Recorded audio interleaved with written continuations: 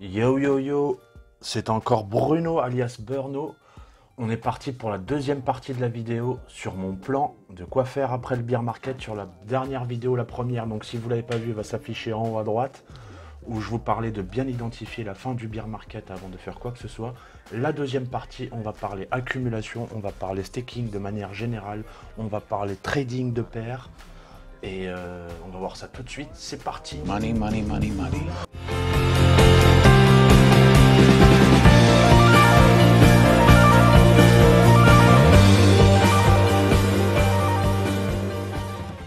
Une fois qu'on a fait le grand 1 qui est identifié, donc la fin du bear market, on peut sereinement préparer le prochain bull run en avance.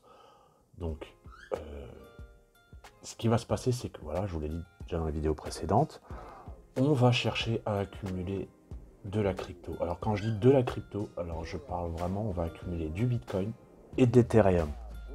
On ne va accumuler aucune autre altcoin. Pourquoi? Tout simplement pour deux raisons.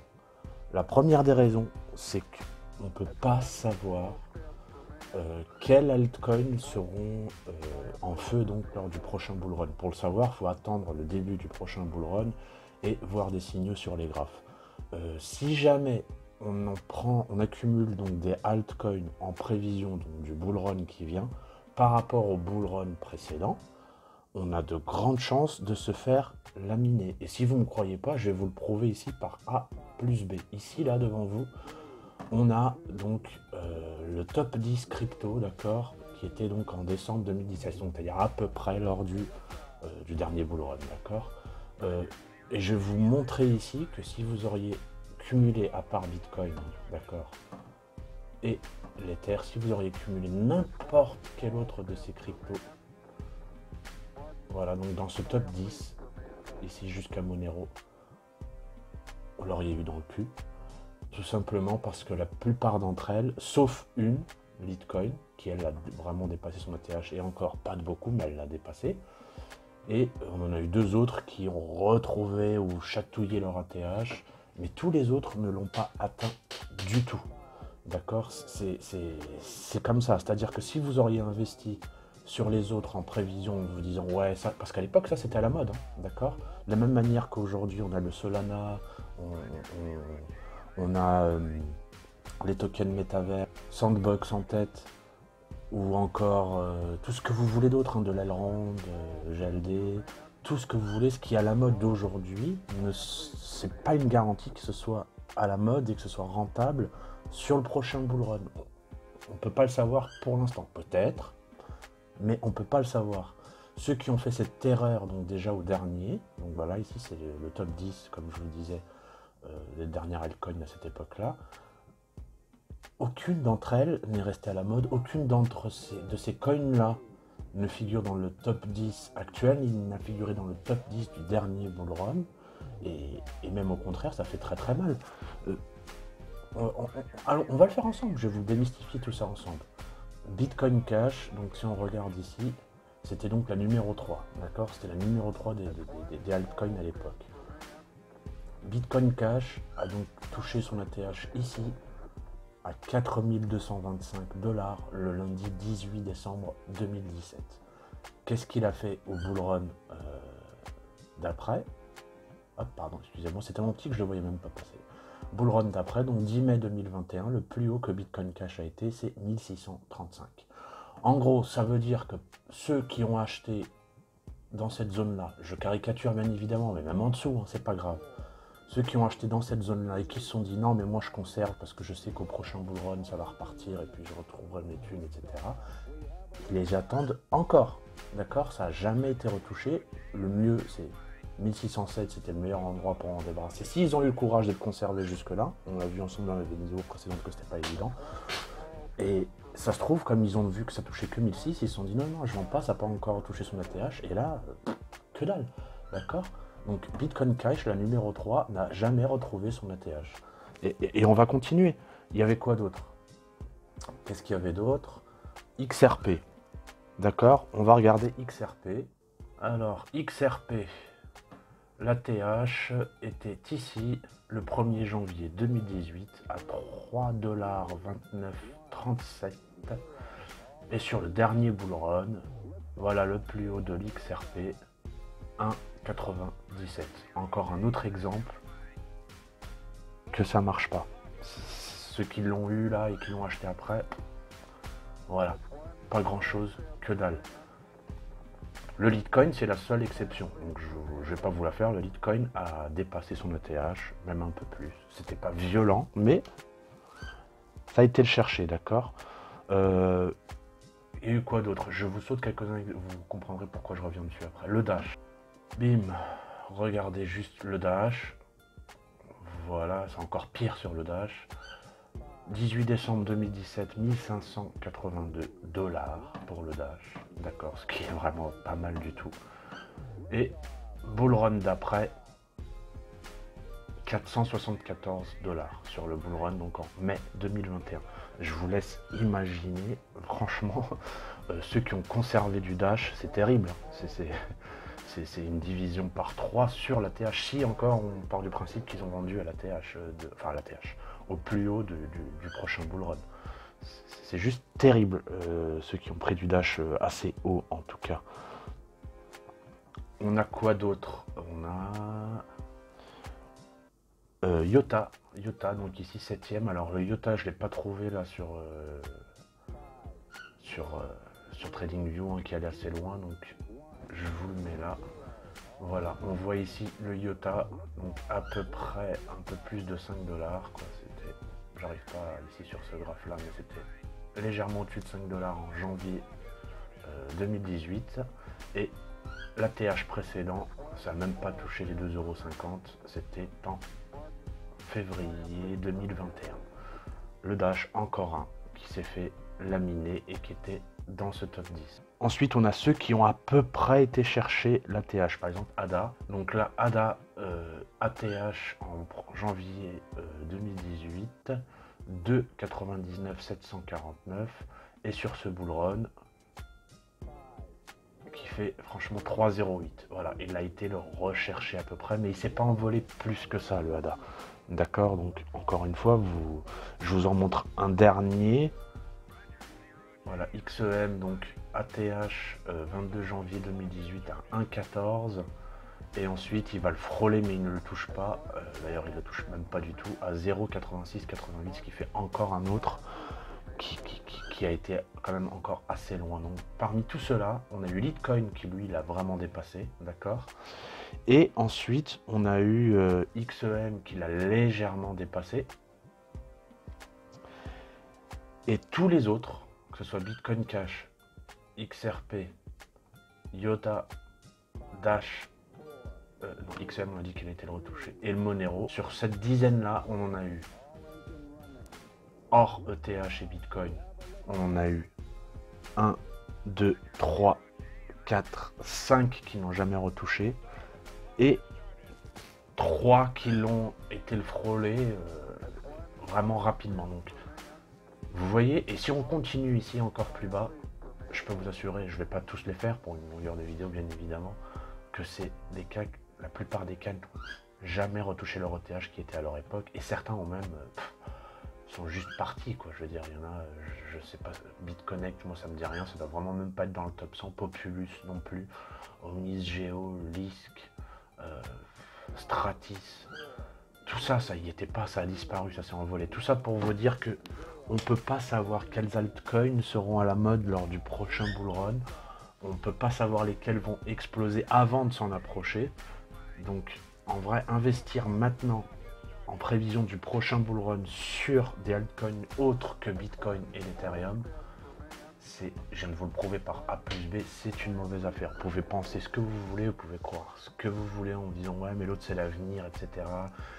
Mais peut-être qu'ils le battront leur ATH, c'est-à-dire même le fait que Bitcoin et Ethereum battent constamment leur ATH à chaque bull run, c'est une vérité jusqu'à présent qu'on peut voir sur tous les cycles, mais il y aura un moment où cette vérité prendra fin, on ne peut pas savoir quand.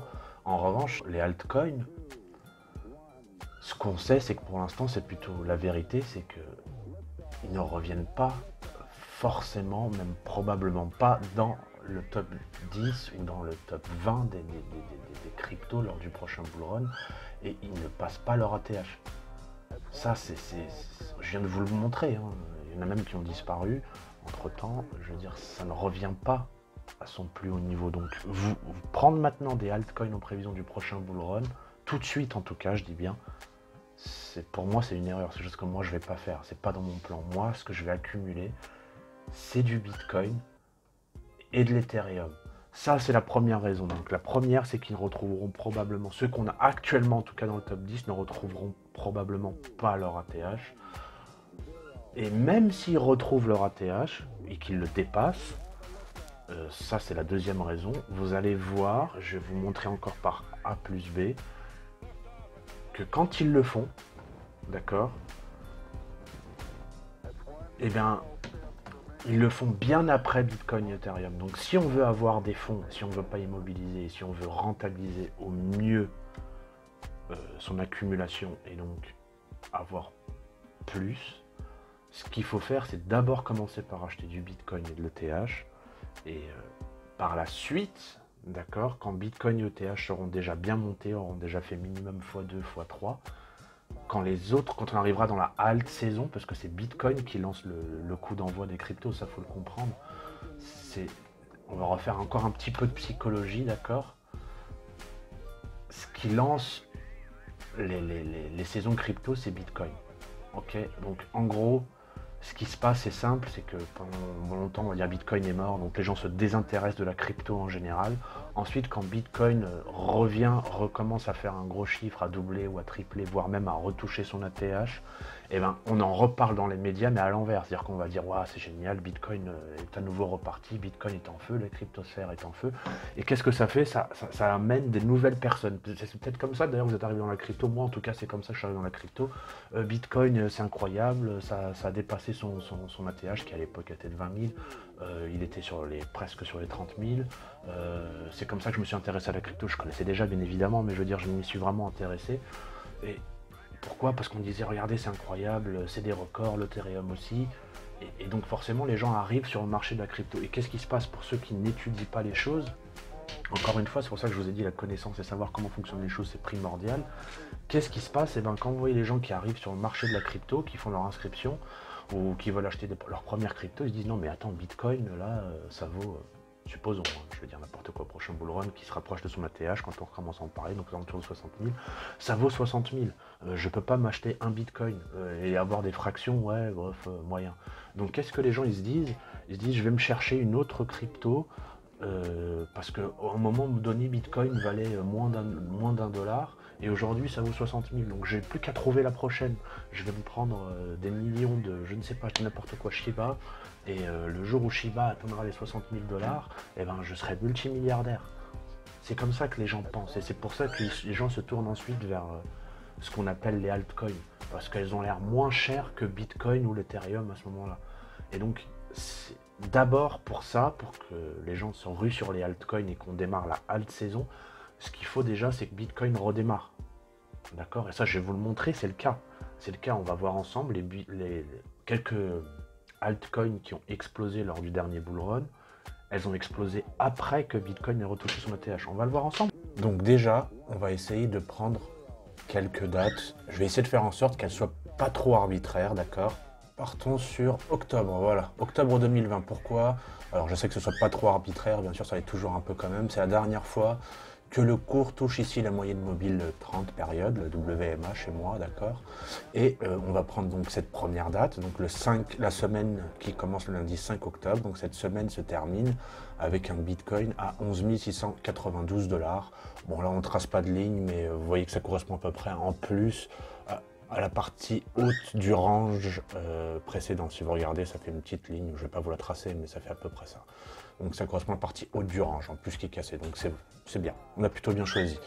Ensuite, donc, on va partir comme deuxième date, juste avant la première correction plutôt, donc ici, le 4 janvier, d'accord, la semaine du lundi 4 janvier, puisqu'ensuite, après, hop, ça corrige avec deux bougies rouges, d'accord, donc juste avant, et juste avant cette première correction, le Bitcoin était à 42 500 dollars.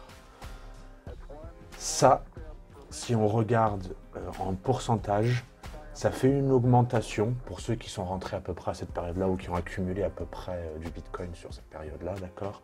Ça fait une augmentation d'environ 235%, ce qui est pas mal du tout pour débuter, d'accord? Et ensuite, donc jusqu'aux premières boucles d'ATH, parce que bon, il y a eu un ATH, le premier là, et ensuite il y en a eu un qui était légèrement supérieur là. On va laisser tomber le deuxième, hein, c'est vraiment juste pour que vous compreniez ce que je veux vous dire. Donc on va prendre en compte celui-là, d'accord? Et cet ATH là, il a été touché le 12 avril, ici, donc à 64 906 $. Donc entre avant la première correction, ici, d'accord, le 4 janvier, et le 12 avril, Bitcoin est ensuite monté de 68%.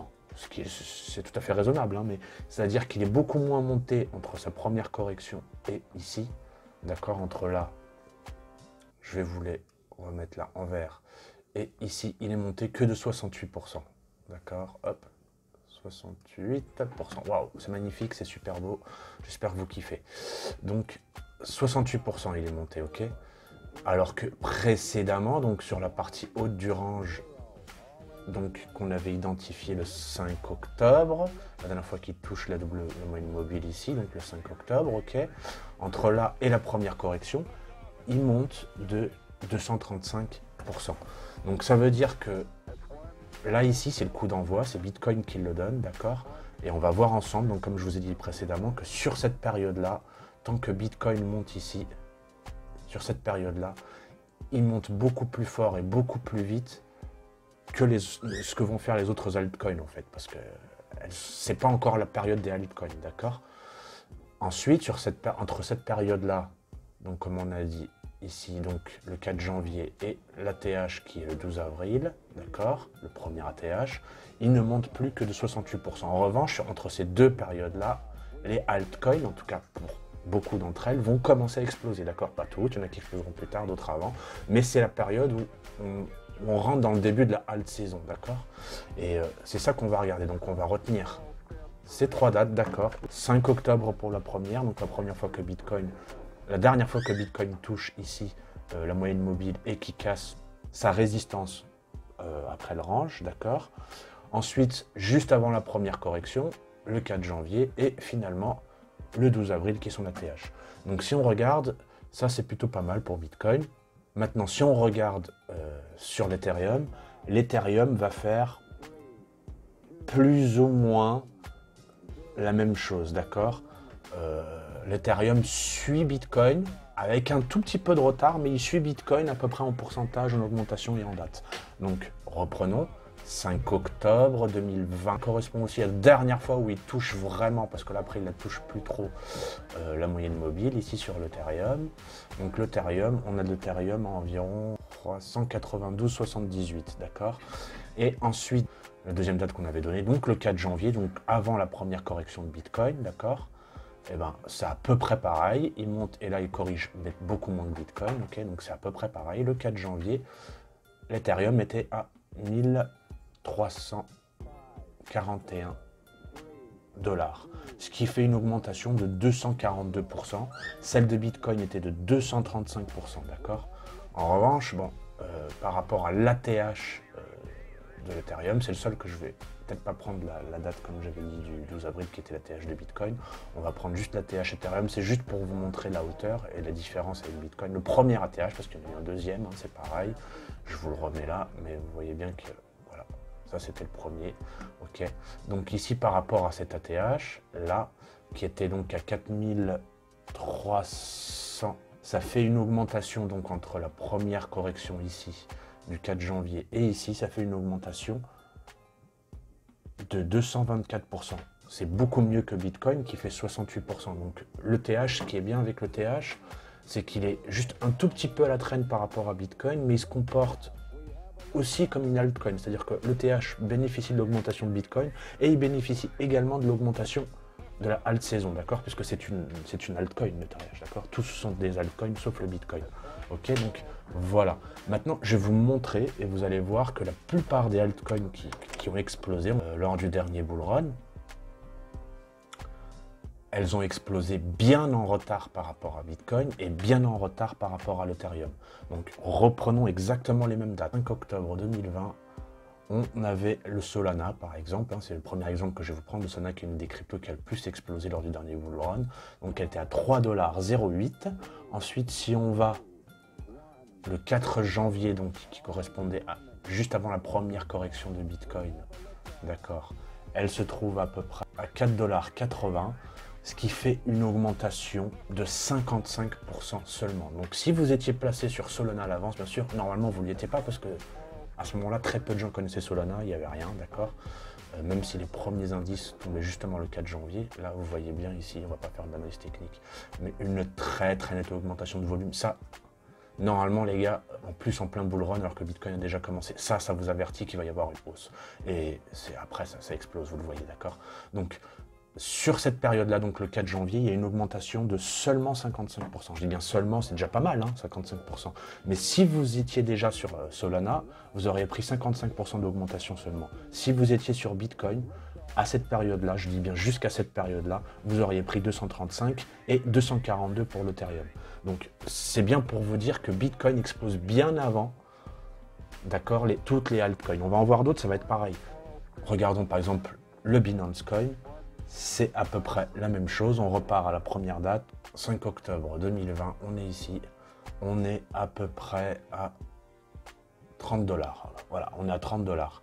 La deuxième date qui correspond donc à l'ATH de Bitcoin, d'accord, qui est donc, on reprend, si vous suivez toujours, le 4 janvier 2021, ici à environ 48 $, d'accord, ce qui fait une augmentation de 60%. Donc encore une fois, vous voyez, le Binance Coin, comme toutes les altcoins, explose après. Ça explose à partir de là.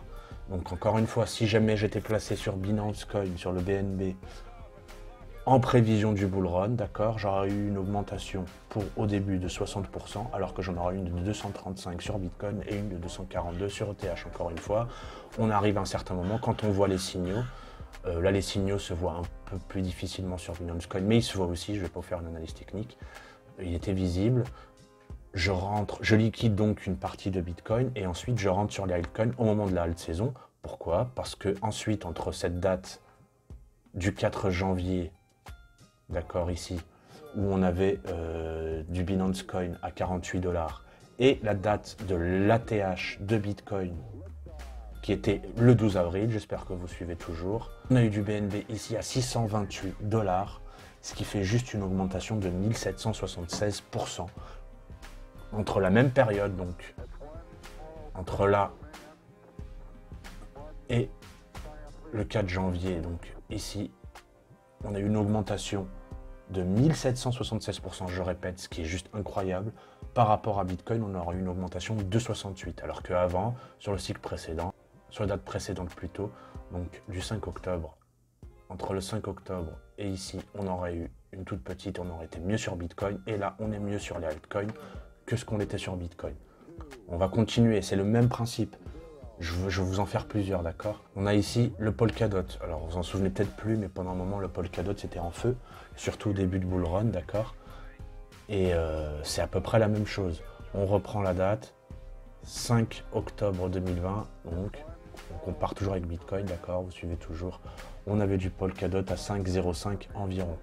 Ensuite, le 4 janvier, avant la première correction de Bitcoin, il venait de dépasser son ATH, je vous rappelle, à ce moment-là, bien sûr. 4 janvier, ici. Donc on est également sur une première correction pour le DOT. Il était à environ 11 $, ce qui fait seulement une augmentation de 114% entre ces deux périodes-là, ici et ici, seulement une augmentation de 114%. Je répète, contre 235 sur Bitcoin et 242 sur l'Ethereum. En revanche, à partir de là, il est judicieux. Si on compare avec au moment où le Bitcoin atteint son ATH le 12 avril, ici, le DOT venait lui aussi de toucher à peu près son ATH, 48 $ environ, ce qui fait une augmentation de 342%. Donc, encore une fois, c'est pareil. Entre là et là, il faut être sur Bitcoin. Hop, j'adore comment j'écris, surtout que je tiens la souris de la main gauche, c'est génial. Et ici, il faut être sur les alt. D'accord. Voilà. On va en faire encore. Le Dogecoin, c'est pareil. Le Dogecoin, on reprend la même date en 2020. Le Dogecoin est à environ 0,79. Ouais, c'est ça, 0,79. 0,070 plutôt, pardon. Et ensuite, sur la deuxième date de la semaine du 4 janvier, d'accord, il est ici à environ 0,1433 environ. Ça fait une augmentation de 104%. Si on compare donc toujours à Bitcoin, 235% et 242% pour l'Ethereum. En revanche, une fois encore, c'est exactement la même chose.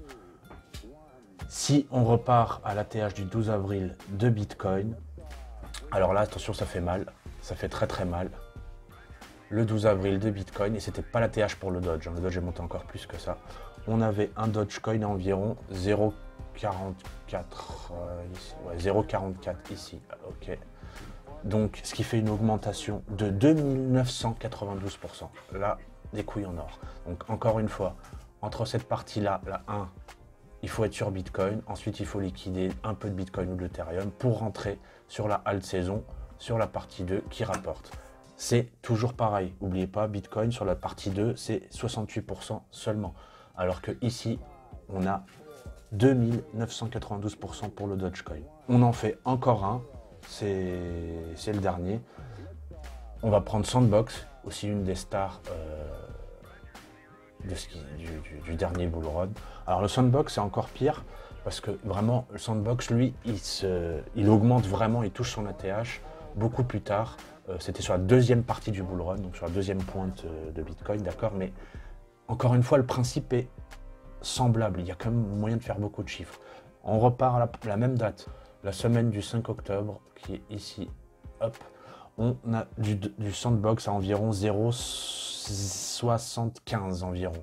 Et ensuite, si on repart donc à nouveau au 4 janvier, d'accord, la semaine du 4 janvier qui correspond à l'ATH de Bitcoin, et ben le Sandbox est à la même chose, ok, il est à 0,75 à nouveau, ce qui fait une augmentation de 0%. Je répète, contre 235% sur Bitcoin et 242% sur l'Ethereum. Donc sur cette phase 1, il y a 0% d'augmentation et une très bonne sur Bitcoin. En revanche, encore une fois, si on le met par rapport à l'ATH de Bitcoin, c'est-à-dire le 12 avril, c'est-à-dire ici, on a du Sandbox à 0,6925. Voilà, ici, ce qui fait une augmentation de 823%. Donc encore une fois, la halte saison s'est bien faite en phase 2, même si le top de l'ETH se fait bien après. Sur le 1, il faut être sur Bitcoin et Ethereum. Et sur le 2, il fallait déjà être rentré. Entre cette période-là, il faut être rentré sur le Sandbox ou sur les altcoins. C'est pareil sur pratiquement tout. On a parfois quelques exceptions. Déjà, quand on parlait de ceux qui n'avaient pas retrouvé leur ATH juste un peu au début de la vidéo, l'une des exceptions, c'était Litecoin, qui était l'un des seuls à avoir dépassé son ATH par rapport à 2017, donc sur ce dernier bull run. Et c'est encore une fois une exception. Il faudra peut-être qu'on retienne un peu mieux et qu'on donne un peu plus de valeur à Litecoin, peut-être, moi y compris. Le Litecoin, c'est pareil, le 5 octobre 2020, ici. On avait du Litecoin à environ 52,85. 52,85 environ. Et ensuite, sur le 4 janvier, qui correspond donc à l'ATH de Bitcoin, d'accord, le premier ATH bien évidemment, on en a à 186 $, ce qui fait une augmentation de 251% entre là et là, ce qui est vraiment pas mal du tout, d'accord. Donc le Litecoin, c'est encore une fois l'une des seules exceptions. Mais là, comme je viens de vous démontrer encore une fois, il y a toujours une augmentation sur toutes les altcoins qui suivent, qui commencent à monter à peu près en même temps que Bitcoin, mais elles montent beaucoup moins fort sur la phase 1, d'accord, où il faut être placé sur Bitcoin et Ethereum. Et ensuite, sur la phase 2, c'est là qu'il faut liquider un peu de Bitcoin et un peu d'Ethereum, du BNF donc qui a été fait sur Bitcoin Ethereum, qui est quand même de 235%, 242 environ, donc c'est un peu plus du double. Vous pouvez en liquider au fur et à mesure que vous voyez des bonnes occasions, que vous voyez des signaux sur une analyse technique. Par exemple ici sur Litecoin, le premier signal que moi j'enregistrerai, ce serait ici. Désolé, je garde la même couleur. Pour que vous compreniez mieux, je vais vous changer la couleur. Le premier signal, il est ici. Donc moi, ici, je sais qu'on commence à rentrer dans l'altcoin. Bitcoin commence à changer. Je vois des signaux ici sur le Litecoin. Je liquide une partie de mes Bitcoin ou de mes Ethereum. Et je rentre ici sur le Litecoin, qui correspond à peu près en plus à la date. Vous voyez, c'est pas un hasard. Pour ensuite partir sur la deuxième phase, d'accord? Et ça, c'est hyper important.